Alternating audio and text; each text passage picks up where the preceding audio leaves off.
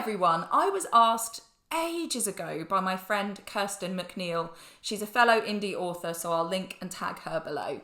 She asked me to make a video of my top self-publishing mistakes, and I thought that was such a great idea. By the way, if you think of any videos that you would like to see from me, pop them in the comments. I add them to a list on my phone and I get around to them eventually. So yeah, if there's something you'd like to see, let me know.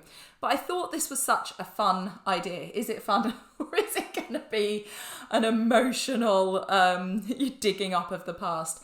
If you would like to make the same video, I would be so interested in your self-publishing mistakes. In fact, let's make this a tag. Make this the origin video for the self-publishing fail tag.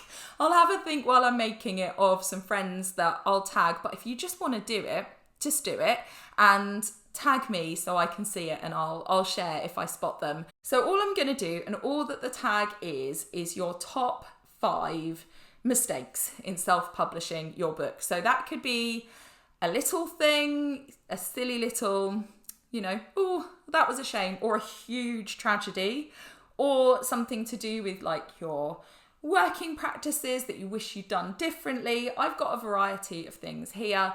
I'd love to see your ones, be they big or small. I am very interested. I think we tend to present a polished version of ourselves, and it's nice to see the humanity. So please do tag me. I would love to see these.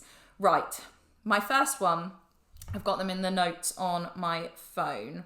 My first one is my most recent. These aren't in any particular order. If you follow me on social media, and you have done recently, you probably will have seen me talking about this because I was relatively melodramatic about it, but it was upsetting. I'm surprised I handled it as well as I did.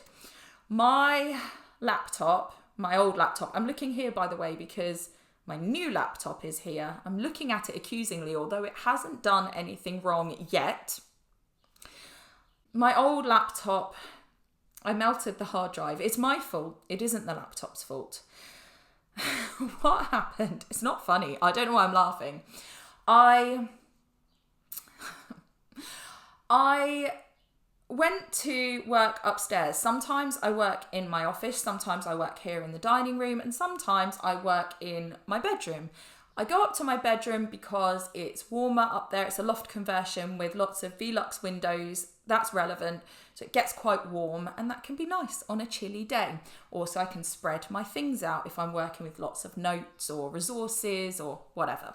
So I went to work up there, and when I opened my laptop, it was out of charge. So I thought, you know what I'll do? I'll charge it up and I'll do some social media stuff on my phone to just let it get a bit of charge established rather than trying to work. And if the charger comes out, then the laptop's going to have hardly any battery and it doesn't work very well when the charge is low. So let's just give it a minute. After about 15, 20 minutes, I thought I'd best get on with it. And it's not funny. I put my phone down, picked up my laptop, and I thought, oh, it's quite hot. And I'd put it on a ledge underneath 4 Velux windows. So there'd been a lot of sunlight coming through and I just hadn't realised. I did think, oh, that feels quite hot.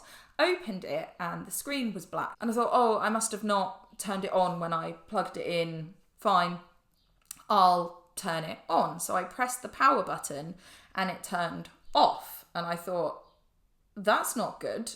That the screen was black. That's not what happens. Okay, I'll turn it back on. And he did notice that the fan was going and it sounded rather hot.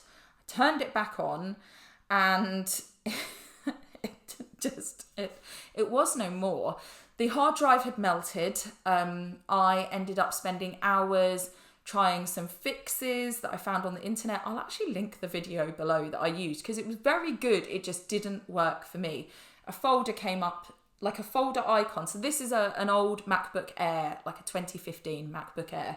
And a folder symbol came up that basically it couldn't find the operating system because that was on the hard drive, which had melted. I tried lots of fixes. It didn't work because the hard drive had melted.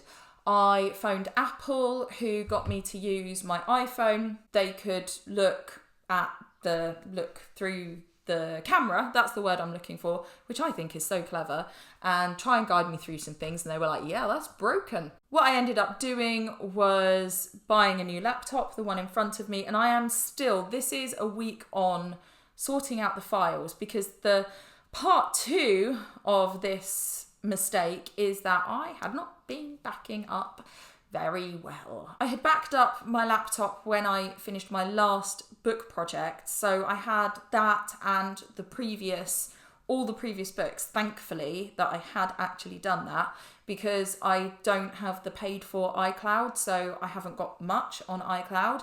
So between that backup and the bits that were on iCloud, I have most of my stuff and all of the important bits, but I don't have everything, which is just horrifying and embarrassing.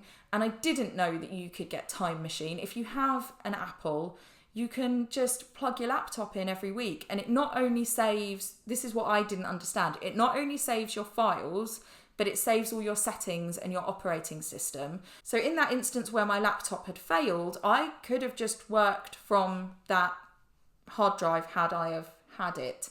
And I didn't understand that thing of, if you've done the Time Machine, then you don't have to go through the rigmarole of setting everything up how you like it. So I've learnt my lesson, but I am still sorting all these files out on here. And my laptop is everything. So lessons learned are, the sun is hot, Windows magnify heat, don't leave your laptop in a shaft of sunlight, that's stupid. With a charger that actually was a little bit kind of broken and probably heats up more than it should and needed some electrical tape around it, or throwing away. When your laptop is central to everything you do, just don't do that. Also, back up way more regularly, and Time Machine. So I've learned these lessons.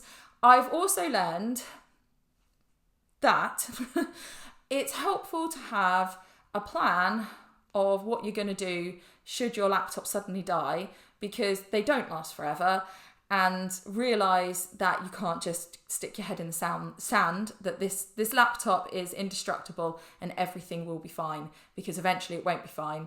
And I am so grateful that this happened when I was not in the middle of something big. So I was just starting some research on something, and actually those notes were still there.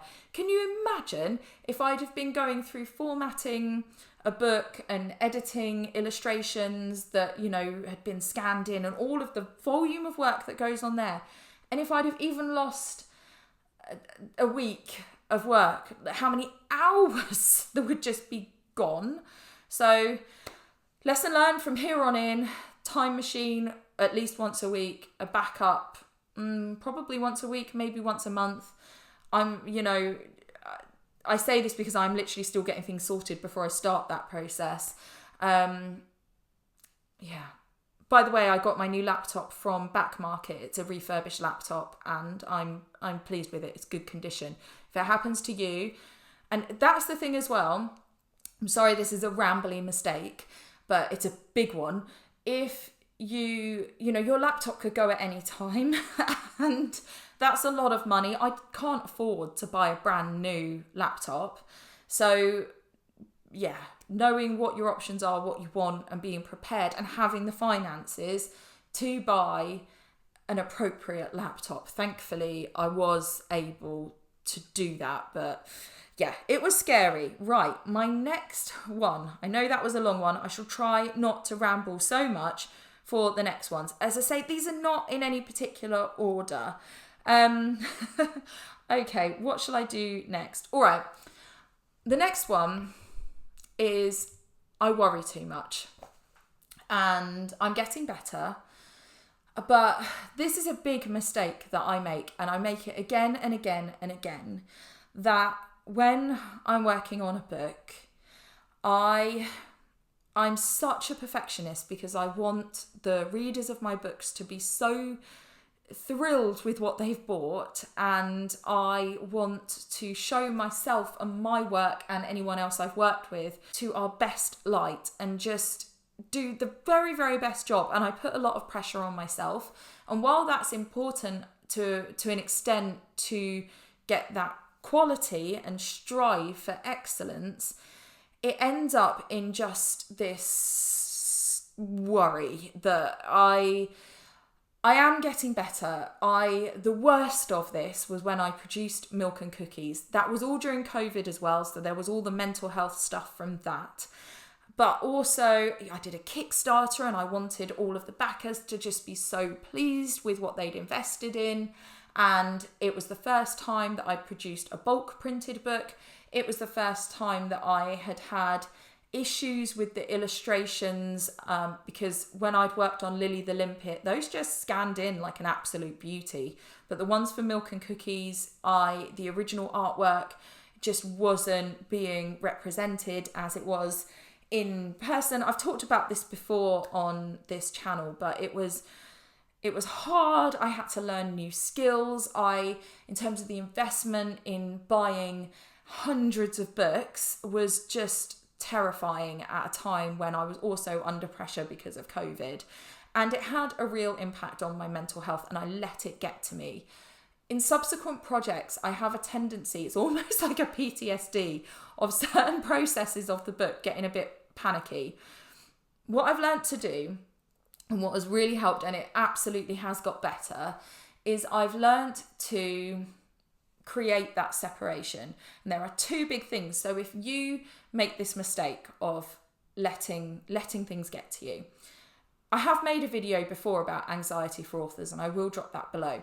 But my number one thing is to make sure that you close the laptop and you don't open it again. So you allow yourself a working day, laptop closed, and leisure time, because when I was doing Milk and Cookies, I would be panicking and trying to, I'll do a bit more because I need to fix this and I need to fix that. And I was worried about the book being out when I said it was going to be.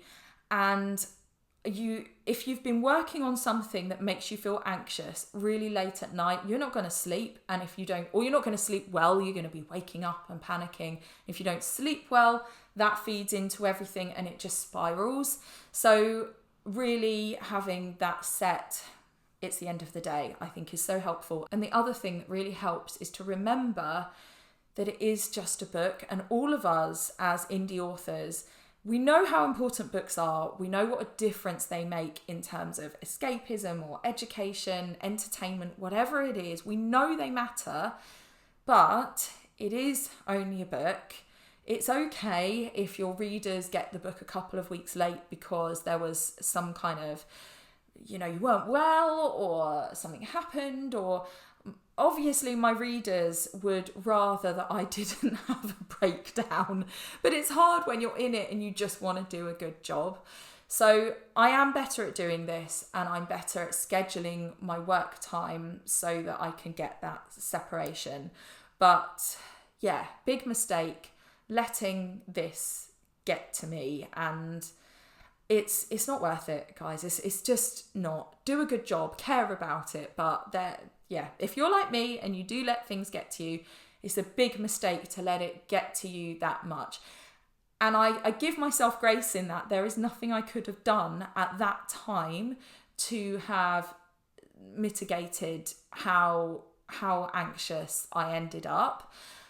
But what I can do is learn from that now and not allow that to happen now. And with all of these mistakes, it's a learning process. And I feel like each one I'm going to be giving you my lessons learned. But yeah, if you're someone who just gets really worried, just find those things that help you. And I will drop that video below, because even if there's one tip that just makes things a little bit easier, then it's worth it. I know what it's like to just have that sick, panicked feeling, and to not be sleeping, and to be struggling to be around your family because your head is always in this book thing. So yeah, mistake number 2, letting it get to me. Number 3, and this is actually slightly linked to number 2, is the levels of procrastination. such a mistake. I have lost so much time to procrastinating.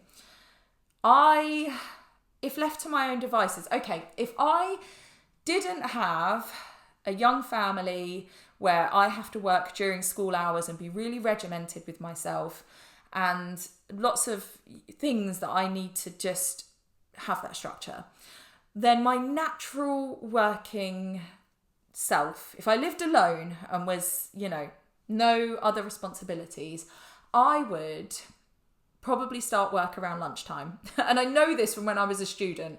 I would start work around lunchtime. I would work till just non-stop till very, very late at night. I would then chill out for a couple of hours, go to bed in the small hours and sleep late. And I know I would just fall into that pattern, and it's not good for you.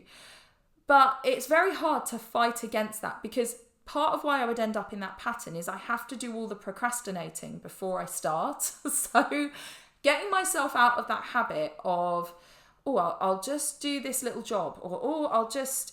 It's really, really hard. And I am going to make a video about my routine that helps me to not do that. I have done that before, but I want to do an updated one. I'll link below the sort of my creative... I can't remember what it's called, but my routine for like maximizing creativity. But I have to give myself grace. The reasoning around this, and also why it's linked, is that a lot of my writing career has been when I've had small children and a lot of balance. My first book came out when my youngest daughter was 1. So I'd been doing a lot of that publishing work while she was a baby, sat there with a baby in my arms, feeding a baby and doing stuff on my laptop. That is just bonkers when I think about it now, that I pushed myself because it mattered so much to me and I didn't want to wait. I wanted to do this now, because what I'd written about, so this was my first book, Milk, was stuff that had happened now, and I wanted it to be relevant. And I published a book with a young baby, and that was hard. And when you have that work time, when little one was, and the others, I have 3 children, when they were at school or nursery or with their dad or with their grandparents, so I had time to myself, the last thing I wanted to do was write or publish a book. But on the other hand, I did really want to do that, but I also wanted to clean my house, sort through all sorts of things, sit and just do absolutely nothing, scroll on my phone. There was a huge list of things that I couldn't do with young children around. And so as soon as I had time to myself, I can remember when I was first doing this as not just evenings and snatched moments, but I had time dedicated to writing, that if I had a whole day, I would go to the gym. And so my first hour was at the gym, but that's because that meant I could fit that self-care time in. But it obviously impacted on the time that I had to write my books. And I would spend time like, I'm just going to spend 20 minutes watching a video because I just need to... And the reason it links with the previous one is to do with being in that space where I've got all this pressure from lots and lots of different things and not having any time to myself. So then my work time, I can't focus, because although I'm really wanting to do the thing, I'm struggling because I need that mental space. And again, allowing the anxiety to creep in and not having a healthy mind means that it's really hard to push yourself, or to just be like, this is nice, I'll write my book, pleasant thing. It's like, I've got to do the thing. And so again, I can't blame myself. I don't think we should ever blame ourselves for our mistakes. It was just a situation, and I still do it. I know when I am tired or stressed because I can't focus, and I find myself getting into a job around the house. Obviously that's hard when you work from home, it's very tempting, or mindless scrolling or something unproductive. Obviously that procrastination lost me a lot of work hours. Learning those techniques to avoid it is helpful, allowing yourself me time and giving yourself grace to not have to work at 100 miles an hour. that all just helps that when you have your work time, you don't feel this like exhaustion that means that your mind hasn't got the clarity and focus. So yeah, it was a mistake to procrastinate many, many hours of cleaning and sorting and mindless scrolling, but I did need it. And the mistake was really not allowing myself, it wasn't not allowing myself, not having the time to do those things and not recognizing that those things were important too. My next one, because otherwise we will be here for a million years while I ramble about these things. Again, related, a lot of these are about my work processes, is not giving myself any time off. And this is something I really want to remedy. I still make this mistake. So when you're self-employed, as we are as self-published authors, it's very hard to give yourself any time off. So when I worked in a corporate job a long time ago, I would have an allocation of days off and I would take them. I might go on holiday, or I might go, do you know what? It's a bank holiday weekend. I'm going to have the Friday off as well, so I get a 4-day weekend. Or, you know what, I haven't had a day off in ages. I'm just going to take a random day for no reason. And I might do jobs around the house. And this is pre-kids. I might go shopping for the day. Might catch a train into town and go shopping. Because I love that. There's something joyful about a train and a leisurely walk into the city. This is into Canterbury. A lovely day shopping. I don't know. The train kind of makes it special. I don't know why. Just, chill, me time, doing the cleaning. I might watch a movie. Just time that was dedicated to not working and where I didn't have 1,000,001 other things to catch up on. I might just sit and craft all day. Lovely. I then worked as a teacher for a long time. And as a teacher, you don't get any allocation of time off because your time off is obviously the school holidays. I've seen one instance of a school that gives wellbeing days, so staff can take a day for something, maybe their kid has a school play or whatever. But also my teaching life, I had kids. I had my first child. I was pregnant in my what was called NQT year, is now called ECT, but it's your probation year, so not your training year, the year after. And so my experience of actually getting school holidays is minimal, and it would be looking after children. And so again, very time poor. And I got very used to taking up all of my own time with the things I was passionate about. So writing, obviously, as I said, I wrote my book and published it when my youngest was 1. So I would be writing. I did a master's degree during that time. And I was used to not being able to go, you know what, I'm really tired, I need a day off next week. It would just be like, well, you've got to go to work. You don't get days off. Or it's the holidays. There are children who need me. If I'm sick, tough. If I've got stuff to do, tough. It's just... And you get used to it. And I think I got myself into an unhealthy practice of just not giving myself space. Again, links to the previous things. And I still do this. So at present, I work as a supply teacher 1 or 2 days a week. And then the rest of the week is writing bar a half day where I do volunteer work. And I have a tendency to just push and push and push myself. And it's a mistake to do that. To the point where when I was in hospital last year with appendicitis, I had my laptop in hospital, I was emailing people, and when I was recovering the week after, I was working. And I think I've really recognised now that I don't give myself sick days. I'll work if I'm ill. I know I won't get as much done, but I will work. And I don't go, you know what, you've been working on this book project for months and months and months.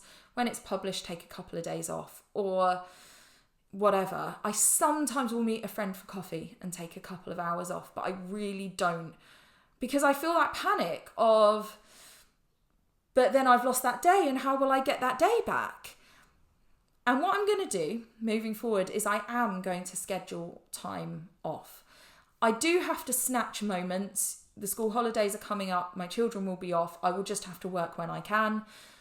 But because my husband is employed, so he can't, he used to be flexible around me. He can't do that anymore. He'll be at work. He'll take a couple of days off, but I will just have to work with them when they are happy doing. So, I know that my mental health will not be so good if I don't take care of myself and give myself some time. And although I will evenings or weekends, but sometimes you just need that day on your own where you're just watching a film or, just that kind of time. So I am going to schedule that. To be honest, even if it is just to get jobs done that are bugging me, that's still helpful. So I'm not going to do it very often. I'm certainly going to allow myself to have time off sick and be like, do you know what? I'm not well today. I'm going to allow myself to move my supply work and go, I've got to get the writing stuff done. I can't do that supply work this week because I wasn't well, and just be a bit more flexible there rather than I have to do the writing because I only have 2 days because I'm teaching 2 days. And I also have allowed myself to, if they are fully staffed, the volunteering that I do, to not always go and to go, actually, I really need some more time on writing, and that just eases the pressure off and gives room for me to take time off if I need to. So again, give yourself time off. I realise that 3 of my points have basically been that I'm a crazy lady who works too hard. That was 3 mistakes worth of stuff.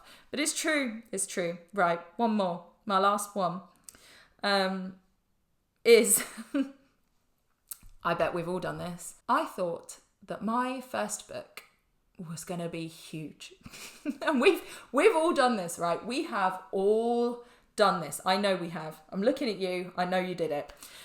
So here's me before my book came out, before I'd even had my youngest kid, and I'm working in a school. I'm not particularly loving it. I did leave teaching for 4 years and it was a good thing to do. I think teachers should really love their job, and I just needed to step away for a bit. And I would be at work thinking, when this book comes out, this book I've been working on for, at that point, 5 or 6 years, it's going to be huge. It's going to change my life. It's going to change my whole family's life. And I won't need to teach anymore. It's going to be massive. And you know what? It's a good book. Go read it. In my head, I'd written this book about breastfeeding, and in fact, most women start out breastfeeding. And so a huge proportion of the population has experienced breastfeeding, and of all ages. You're going to get people who are way past having their children. Their children are all grown up and they have an experience of breastfeeding, or people in their family who have breastfed or who are breastfeeding, and that this is a mammalian experience. It's a human experience. And I knew that what I was saying was important. And I thought, this is the book that people didn't know that they really needed to read. And what I thought would happen is people would start to read it and they'd be telling their friends, like, oh, I know you think you don't want to read a book about breastfeeding, but you do. Trust me, you're going to love this book. And I thought that it would snowball. People who had breastfed would read it. People who hadn't breastfed would read it. Their partners would read it and be like, oh my goodness, I had never understood what this was like. Doctors, nurses, it was going to go all over the world, and it was going to change everything, because people were going to go, oh my goodness, I get why people who are breastfeeding feel the way that they feel, and I have so much more empathy, and I really understand lots of things that are going on within our society and culture. And it was going to be like this wow moment, and it was going to change the world. What actually happened is people within the breastfeeding world read it and loved it. When I say within the breastfeeding world, what I mean by that is people who are working as like lactation consultants, peer supporters, doulas, that people within that, like working in that sphere, read it. And a number of parents read it, and actually it did really well for a first book by an unknown person about a niche topic. But it didn't snowball. I'm not a millionaire. Who'd have thought it? I have to say, it's a good book, and I think it is powerful, in my opinion. But people will not pick up a book because you tell them that, you know. So, yeah, I didn't make it huge with my book about breastfeeding. Who would have known? Who could have predicted that?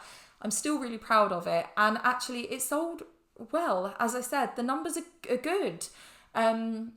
But, yeah, it didn't become an overnight success that catapulted our family into a life of luxury and, you know, never having to work again. I'm sure lots of us have had that dream, but I did love it. I loved bringing that book out, and I just had to keep going. And I am now 6 books in, I think, 2, 3, 5, no, 5 books in? 1, 2, 3, 4, 5, 6 books in. And working on my 7th, and I love it. I just love doing this. So that's good. We all make mistakes. Those are my 5, and my 5 biggest. I make plenty of mistakes. We're all human. I'm going to give you a bonus one from before I wrote books. This was when I had a corporate job. And this is, whenever I think of like cringe mistakes, this is the one that comes to my mind. We were working with this contractor, and they hadn't been doing a particular job, and I had a customer complaining at me, and I was just getting nowhere as the person in between, and it had been going on and on and on and on. And I emailed my boss and said, look, I've been speaking to insert name here, and I've tried this and I've tried that, and this is the timeline, and the customer's fuming, and I just don't know what to do. What's your suggestion? Except I didn't send it to my boss, did I? I mean, it solved the problem because they did what I was asking, but I was mortified. You know, when that email goes, you go, no. And I know that it is possible to get emails back now. I have known people to do that and be able to get IT. I think if it's internal, they can like log into the other person's emails and pretend it was never there. Probably not when you send it to a contractor. Mortifying. Yeah, we all make mistakes all the time. I make loads of mistakes. I would love to see your version of this video. I'm sorry it's so long. Yeah, please tag me in yours. And I don't care if they're rambly and long. I think that's joyous. So yeah, tag me in yours and tag each other, and let's share the humanity in the self-publishing world and stop being so perfect and shiny all the time, because none of us are. Thank you for watching. Please hit like if you enjoyed this. Please share all the things below. And if you haven't already, please subscribe for more videos like this one. Take care.